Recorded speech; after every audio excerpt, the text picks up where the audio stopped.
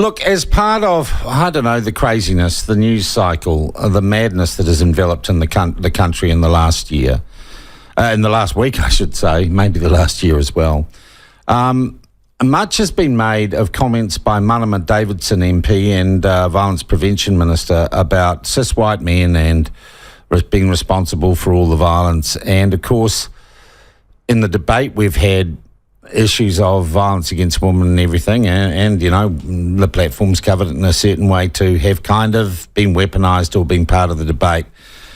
And I was thinking yesterday, you know what, you can have all the statistics, pie graphs in the world, arguments in the media about stuff, but the one fact you cannot get away from in this country is that the vast majority of violence, person-on-person violence, is indeed perpetrated by men against women. It doesn't matter what colour they are, age they are, and most of it is perpetrated, believe it or not, in the home.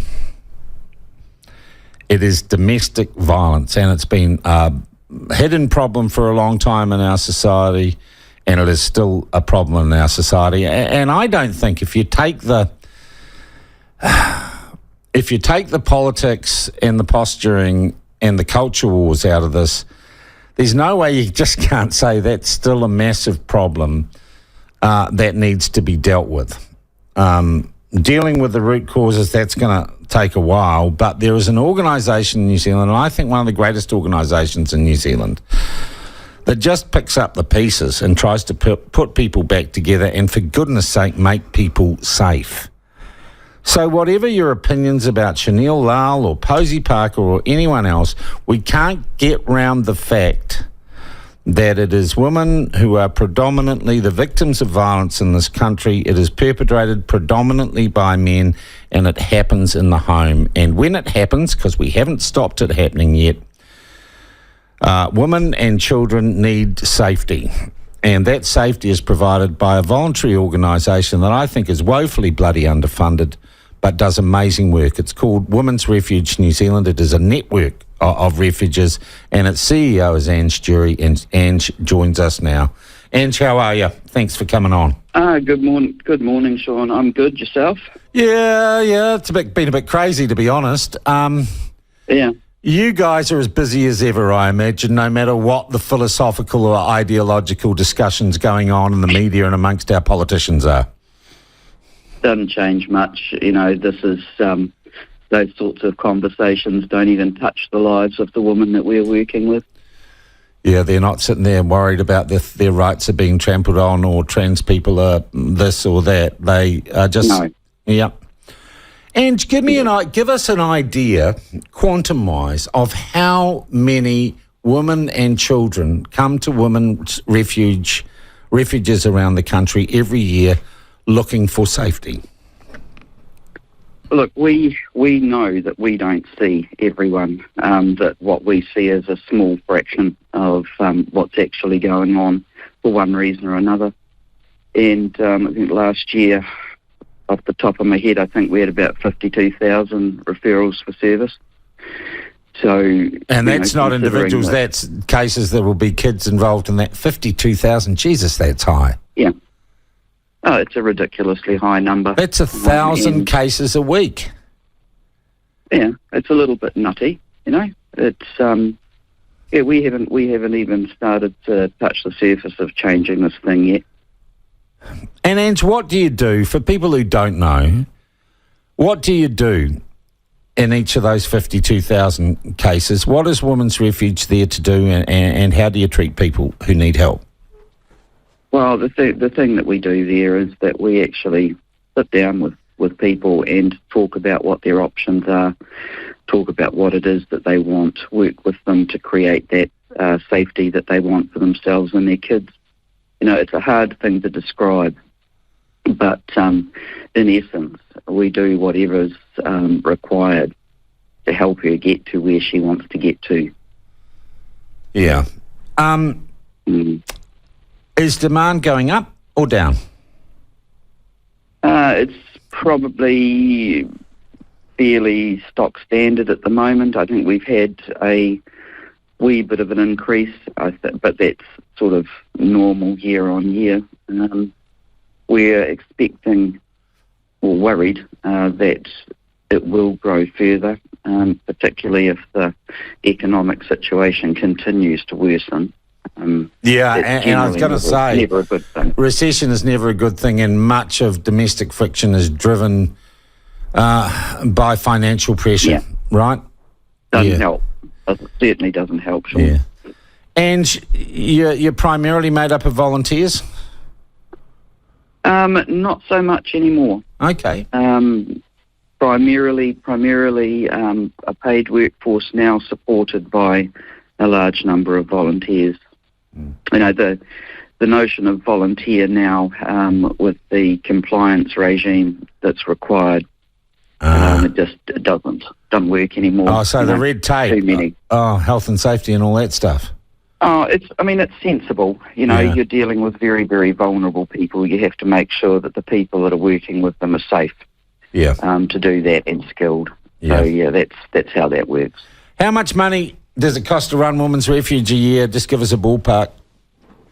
Oh God, that's one of those piece of string questions, Sean, because no matter what there is, we would always spend more. You know, but when you consider we've got like 40 refuges, and each of those refuges employs somewhere between 6 and 15 people, and you know, you think of the salary that sits behind that, and the premises that are required to house them, and you know, blah blah blah.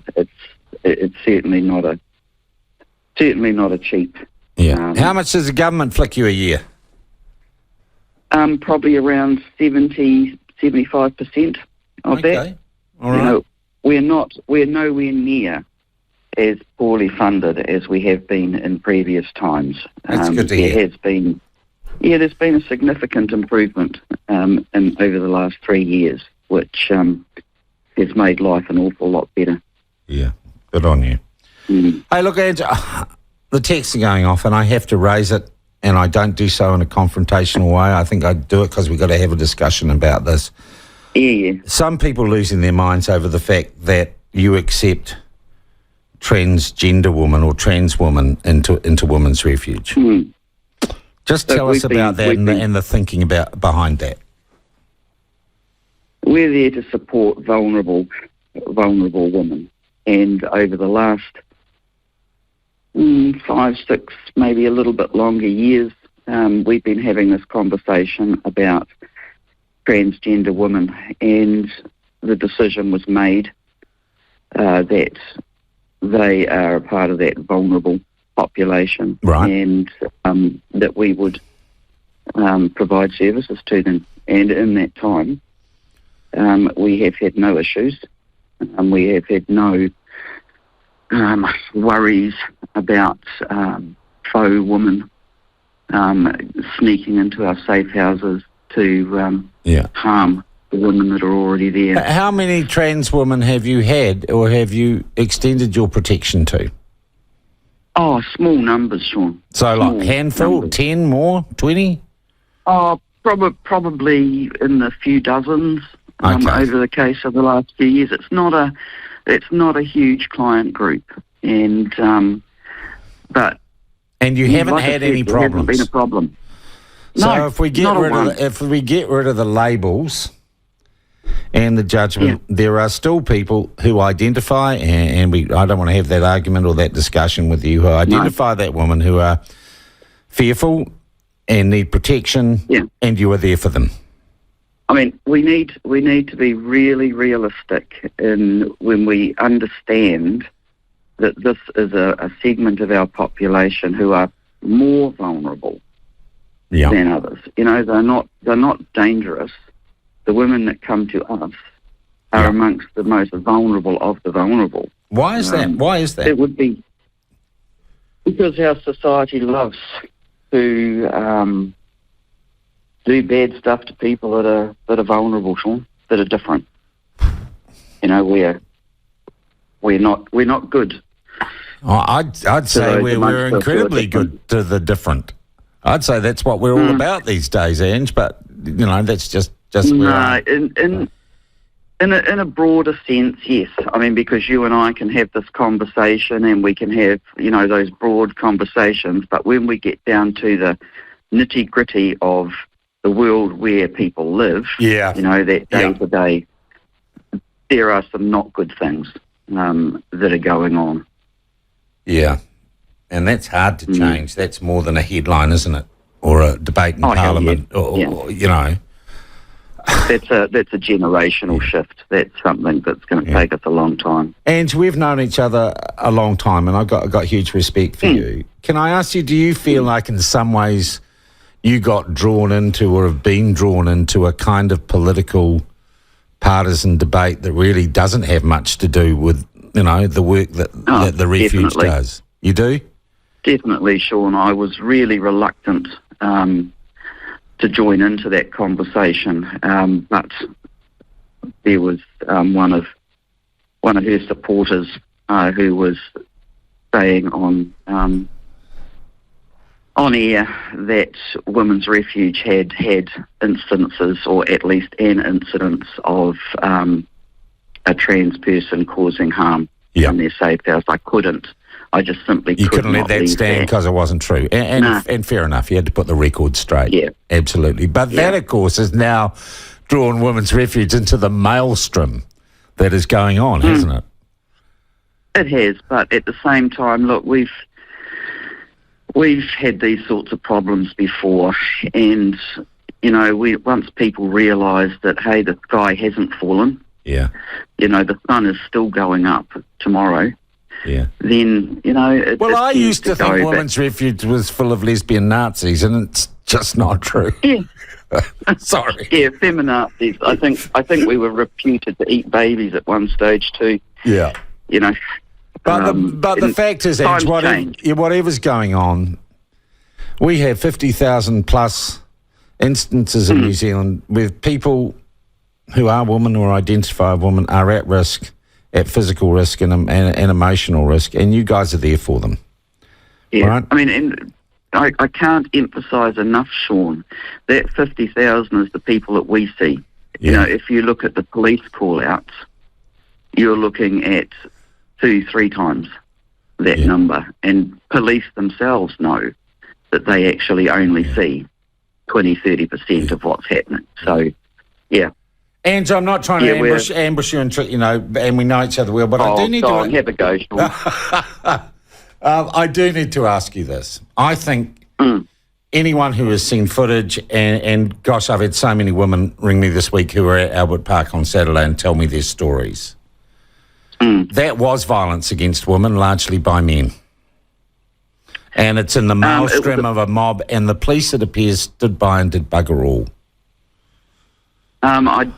I wasn't much pleased at the way that degenerated. That was ugly. It's not the way I go about in the world, I know it's not.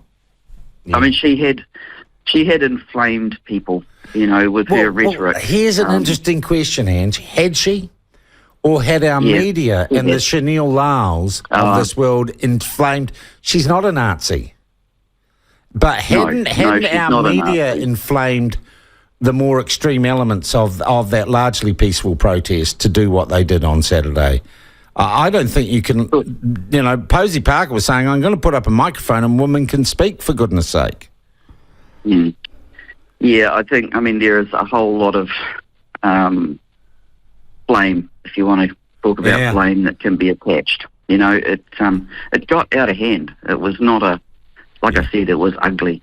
Really, really ugly, and the sort of scenes I don't like to see in our country. I don't think anyone does, Ange, and that's the thing. I think that's the one thing we all agree with. It was bad. It was bad for all of us. Yeah, it really was. The same point could have been made by just making a lot of noise. Yeah. Without doing anything further. Okay. So we just need to have a think about this and give ourselves, not a swift uppercut. Just we need to calm down, have a cup of tea and carry on. Calm down, have a cup of tea. I think it'd be really useful and a far healthier, a sign of a healthier society if we could do that.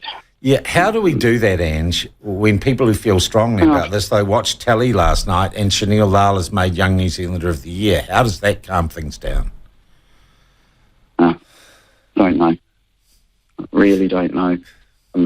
We keep talking, we keep having these conversations and hope that more people will join that conversation and stop this I'm right, you're wrong nonsense. You know, we do live in a democracy, and the way we're developing these echo chambers that we all live in. I mean, you and I, for instance, our politics are like a mile apart. Are they? I don't know that I've got any politics. Yeah, come on, of course you have, Sean. But we can have these sorts of conversations and not want to tear each other's face off. Yeah. You know. We all need to sort of grow up and think about our own contributions to what's going on and stop the gotcha media and you know, it's not good for anybody. Yeah. Hey, Ange, I've got to give you the free plug, seeing it's been so good talking to you. If people want to support or give money to Women's Refuge, what should they do? Go to our website. Or type in Safe Night, and there's a link there to our Safe Night campaign, and every penny will be most gratefully received. Good on you, Ange. Thanks for your time this morning, and have a great, peaceful weekend. Okay. Cheers.